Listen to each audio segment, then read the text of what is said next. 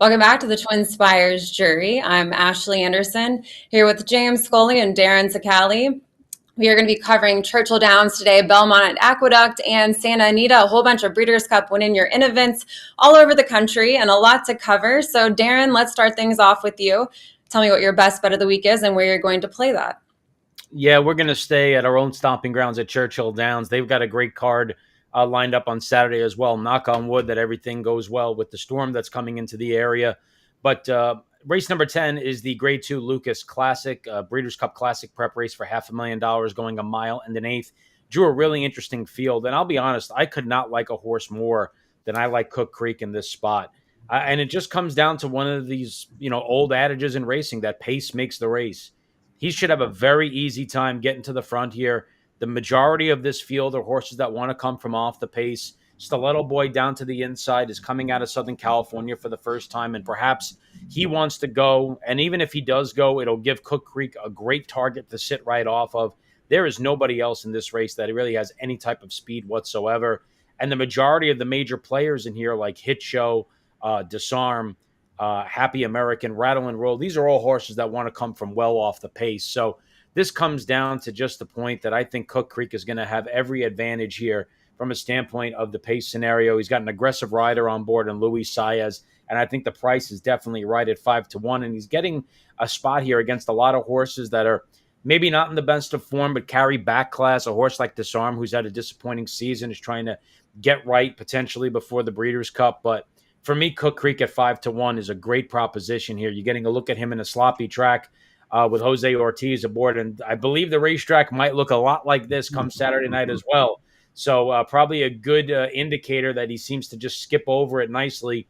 I look for him to build off of this performance, get another good effort on an off track with the pace scenario as it is. So Cook Creek for me in the Lucas Classic, Ashley. All good reasoning, and I'll be talking about Hit Show in our fades section. So, James, I'll turn it over to you. What is your best bet? My best bet's going to come in Saturday's Vosburg. It's number 2, Scotland. He's 7-2 on the morning line, the third choice on the morning line Saturday at Belmont at Aqueduct. And Scotland is a horse that last year, as a 3-year-old in his first stakes start, he won the Curlin Stakes at a mile and an eighth, restricted stakes at Saratoga in late July. In his next 2 starts against graded rivals, I thought he got exposed at 2-turn distances. Belmont gave him the rest of the year off after the Pennsylvania Derby and brought him back this summer in sprints. He basically cut Scotland back to a 6-furlong sprint, a 6.5 furlong sprint on Derby week. And this is his last performance. I just love his progression in a series of races this summer for Belmont. He was a really good second 2 back. And then I just thought he took it to another level in this allowance optional claimer at Saratoga on July 26th. I was really looking for him to come back in the Forgo and be a major contender, but for whatever reason, he needed about a month off. He didn't return to the work tab right away after that. I thought it was more impressive in watching it than it looks on paper. And so as a result of him not coming back to the work tab until a month after that race, Belmont shifted plans and aimed him towards this Vosburg. This will be his first stakes appearance since last year, but Scotland's been running in these races at Churchill Downs. I mean, he ran, I thought, a really good second 2 starts back to Happy as a Choice, who just came back and beat Skelly and closed the game Sugar in the Louisville Thoroughbred Society. 3 starts back, he was in there. The top 3 finishers were all like stakes winners in an allowance race. So he's been running against really good company in sprint competition all year. I think he's bringing progressive form to the Vosburg. It's not that tough a field, and I look for him to carry his form forward for Belmont. And, his best races are all in front of him, and they're going to be in sprint distances. I'm going to bet Scotland in the Vosburg Saturday. And he and Lord Miles really the only late runners in this field. And Belmont also has Baby Yoda, who I'm sure will be a fan favorite, but a little out of form right now. Yeah, and I'll just say this also about Scotland in case the track is off. you'll see that over 2 mark. But those were the two races I was talking about last year, the Travers and the Pennsylvania Derby. I don't put much credence in those performances. He's by Good Magic, who's a 15% mud sire, and he's out of a Speightstown mare. Speightstown's one of the best wet track sires in North America. So I think the pedigree's there for Scotland, and he can handle any kind of conditions. Well, I'm going to take it over to Santa Anita for the Eddie D, a 6.5 furlong sprint on the hillside turf. And my best bet is number 1, Johnny Padres, former left-hander for the Dodgers. It's a deep field of 11, and with Big Invasion drawing the far outside, this is a horse that is coming off a win at Saratoga at 5.5 furlongs and was beaten just a neck to no balls in the Breeders' Cup Sprint last season at Santa Anita. I think will probably be the morning line favorite. We don't have the morning line odds yet at Santa Anita, but I'm looking to another late runner, Johnny Padres, on the rail. And this is a horse for the course, a distance specialist. Johnny Padres has 4 wins, 5 seconds, and 5 thirds from 19 starts at Santa Anita. He also has a pair of wins, 2 seconds, and 4 thirds from 11 tries at today's distance.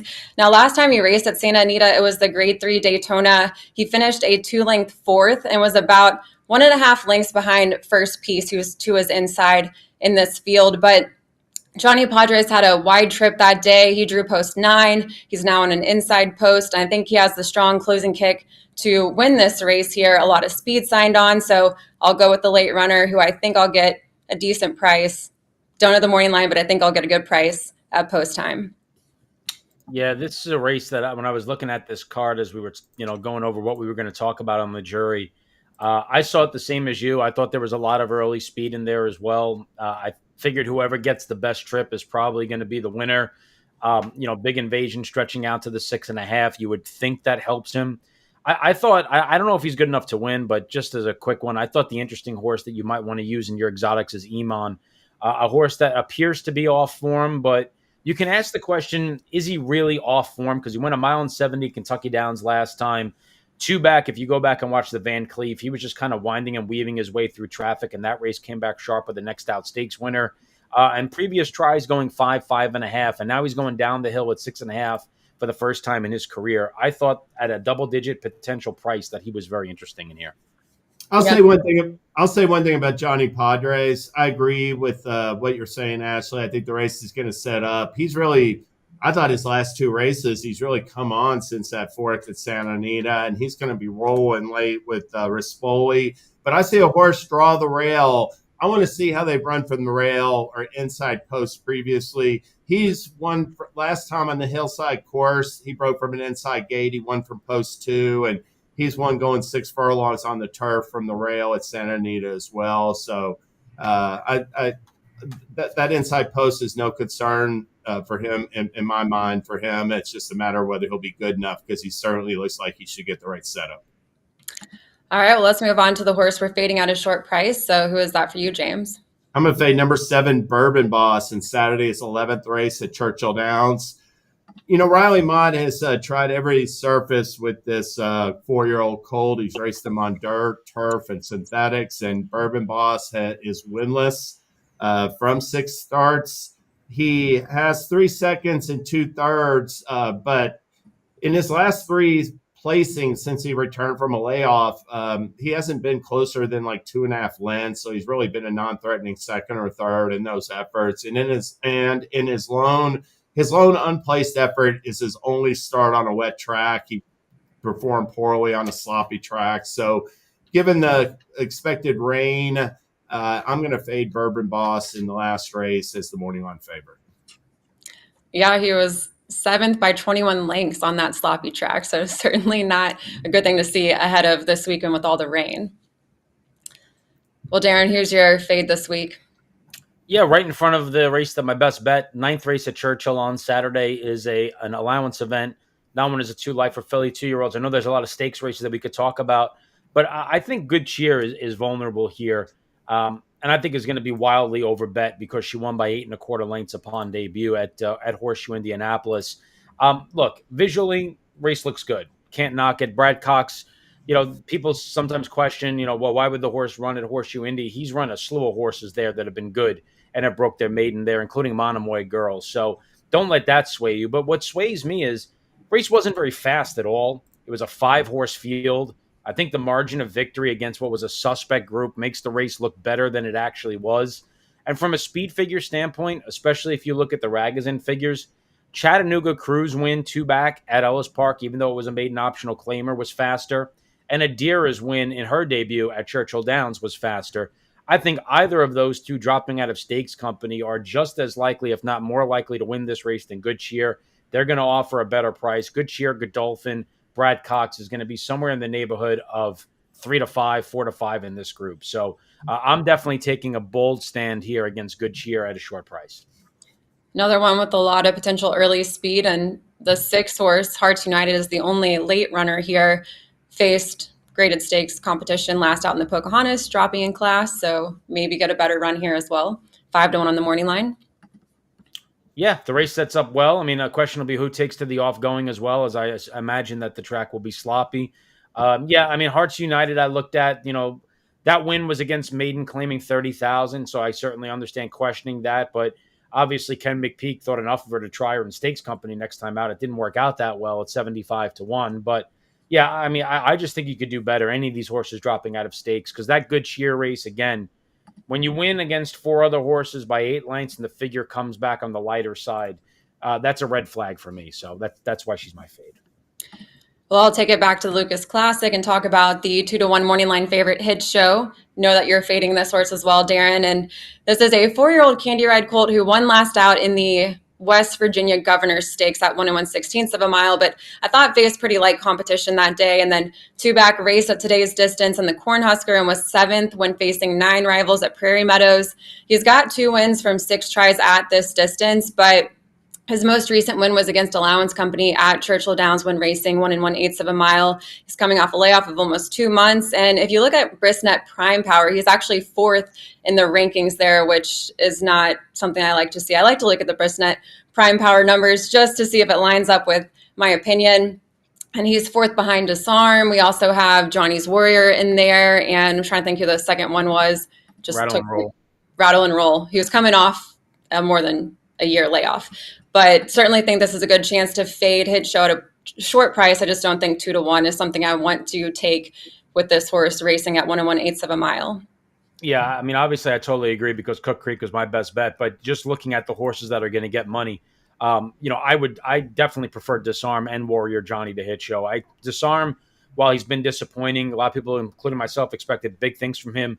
He is progressively getting a little bit better, and he's been facing much, much better than what Hit Show has been facing. And Warrior Johnny last time in the Charlestown Classic, just kind of chasing wide, going around 3 turns there. You draw a line through that, was overmatched in the Whitney. The previous form was solid and has good races at Churchill. So, yeah, even when I go on my vertical exotics, I'm definitely going to be using Disarm and Warrior Johnny a lot more than I'm going to be using Hit Show.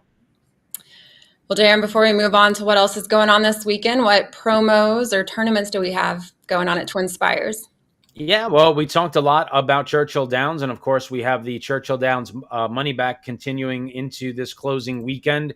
Selected races there. A lot of the stakes races have been chosen on Saturday to be a part of this, so be sure to take a look at that, give you an opportunity to get your money back second and third. Need to have 8 horses in the field to get your money back for third, so keep that in mind, but that offer continues to roll on. Got a great offer coming up at the California Crown at Santa Anita. We have a profit boost of 15% there, so certainly an opportunity to take advantage of what will be a great card of racing at Santa Anita with some of their spectacular races. Win Exacta Trifecta Superfecta wagers, get a 15% boost if you're opted into that. And we have a similar offer for Remington Park. They've got a profit boost as well for their Oklahoma Derby card on Sunday. So that's always a fun day of racing. You got some of the good 3-year-olds that show up there as well. Another good offer to take part of. And Remington Park also will have a tournament that day as well. So a cash tournament for Remington for Oklahoma Derby. And of course, our big ticket item of the weekend, we have that big BCBC NHC qualifier for the Saturday night card at Churchill Downs, as well as we get closer and closer to Breeders' Cup. And then pay close attention to the news coming out of horse racing, because I think there's going to be a big announcement about a big TwinSpires tournament next week, guys. Speaking Does that of have anything to do with the Kentucky Derby by chance? Or? It might. It just might. spoilers. Stay tuned. Stay tuned. Speaking of all the Breeders' Cup action, Darin, what are you watching for? There's a few winning your ends at Santa Anita. Yeah, obviously it's a really interesting card. There's a matchup that caught my eye though in the City of Hope Mile. Tricari going up against Johannes again. I'm curious to see which one of these two is actually better. I mean, they faced each other in the past. I think Tricari might be slightly better, but I think Johannes is probably going to be favored off the win in the Eddie Reed going a mile and eighth at Del Mar last time. Is coming into this off of a 3-race win streak. But the last time, Tricari ran in the American turf, and last year Johannes ran in the American turf. Tricari, a 3-year-old, facing older for the first time, which is always interesting, coming off a win in the Grade 1 Belmont Derby and the Grade 2 Secretariat at Colonial Downs. So I just thought this was a really interesting matchup. Two horses that are likely both headed towards the Breeders' Cup Mile if they run well here. But it is a fantastic card of racing at Santa Anita. We're happy to have that offer as well. And obviously the California Crown with National Treasure and Muth taking center stage on that program. So definitely going to be paying close attention to that card. But that matchup in the City of Hope Mile really does pique my interest. Yeah, it's going to be tough. I think Trickery is the best 3-year-old turf horse in North America. But I do think Joe Hans is a Breeders' Cup Mile contender. That American turf was his last effort last year. I think something went wrong. He got hurt that day or something. But I love his return efforts this year. If everything's gone to plan so far, I look for a big effort. And I'm thinking the Europeans, at least for the mile and turf, aren't going to be as tough as they've been in recent years. And Americans actually have a chance in those races this year. Yeah, he's 5 for 5 at Santa Anita and then 3 for 3 at the distance. So he's going to be tough, I think. Yeah. But Trickery, maybe we see something big. But I feel like class rating wise too, Johannes is a little bit higher right now. So he's definitely going to be, at least he's facing a proven challenger outside of the du jour and all the regular faces he's been running against this year. So it is exciting to see Grand Motion ship this horse out. He could have kept him on the East Coast for another spot like the Shadwell Turf Mile at Keeneland. Well, James, tell us about the California Crown and the Breeders' Cup Classic. Yeah, Saturday's California Crown, they've upped the purse to $1 million and renamed it. And I thought it really drew a fascinating field of 7. You can start right with number 3, National Treasure, winner of the Mint Mile and the Pegasus World Cup this year.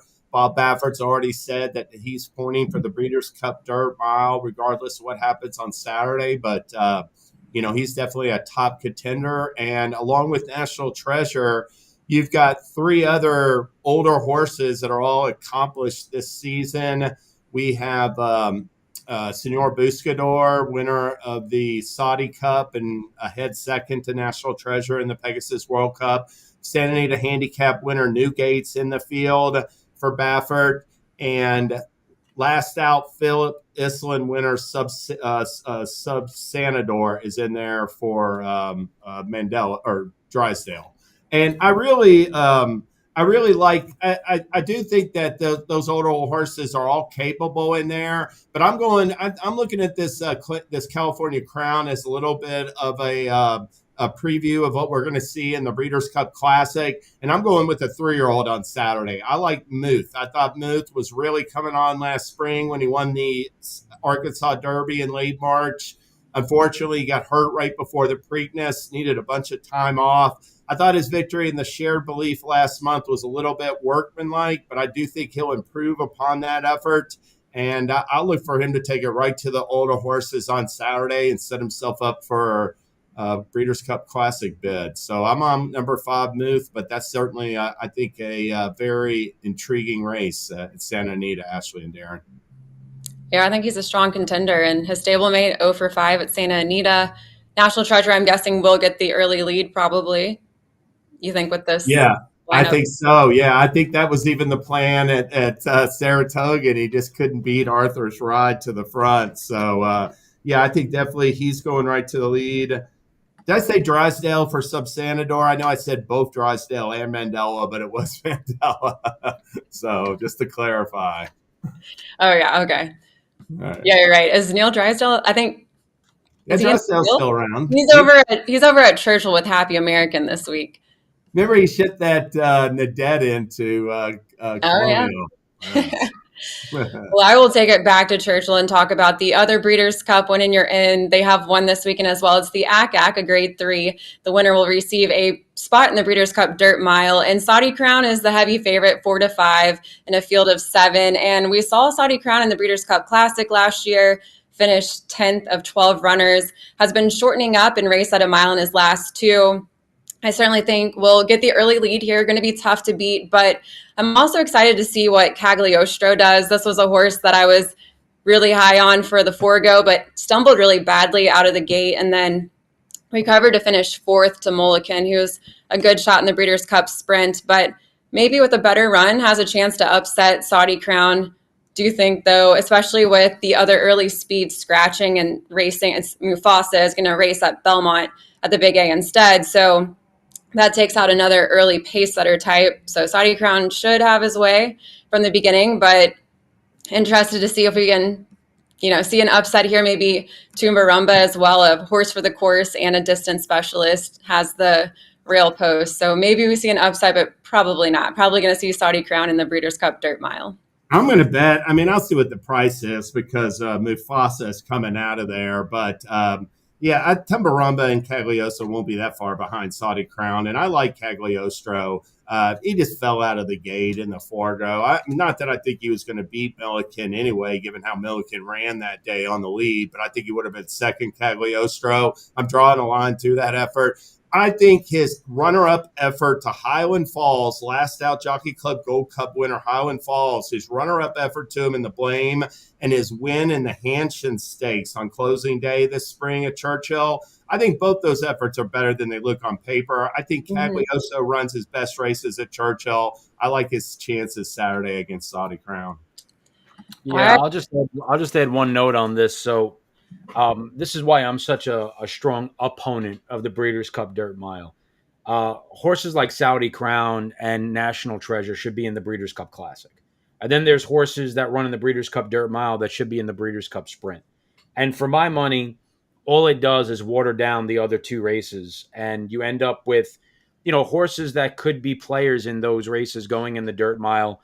I remember the horse, and his name escapes me right now off the top of my head, but the year that American Pharoah won the Classic. Oh, Liam's Map. Yeah, Liam's Map ran the Dirt Mile when he could have been a legitimate horse to push American Pharoah. He was coming off a convincing win in the Grade 1 Woodward Stakes. Yes, and they exactly. cut him back to the Dirt Mile. And I know that there's a mile on turf, but the Breeders' Cup turf is 1.5 miles. It's not 1.25 miles. So there's a place for a Breeders' Cup mile. I just think the race takes horses like Saudi Crown and National Treasure and puts them in a race when they should be in the Breeders' Cup Classic. So that's my 2 cents on the Dirt Mile, which is why whenever these horses run, I tend to go, yeah, they're really good, but I know what's coming next. They're not running in the Classic, unfortunately. We still have to bet on it, Darin, though. It's still part of the betting menu. All right, well, that's all the time we have today for the TwinSpires jury. I believe Churchill Downs will have Oktoberfest on Saturday. Are you going to be there, James, for coverage? I will not be there this Saturday, Ashley. I think we will have coverage, though, so it would be Nick Tamero, but yes. Nick Tamero there Saturday night. We'll look for him in a rain slicker, folks. Yeah, we brought him in town just to go stand out in the rain. But definitely check out our TwinSpires social channels for all the coverage of Churchill racing over the weekend, and we'll be back next Thursday with more best bets and fades. When it comes to horse racing, you can never have too much information. With TwinSpires, you can place your bets with confidence, whether you use handicapping insights like our Brisnet speed ratings, prime power and past performances, the guidance of our experts' top picks, or just choose a name that catches your eye. Yes! No matter how you pick your horse, bet with TwinSpires. And now you can race to victory with TwinSpires tournaments.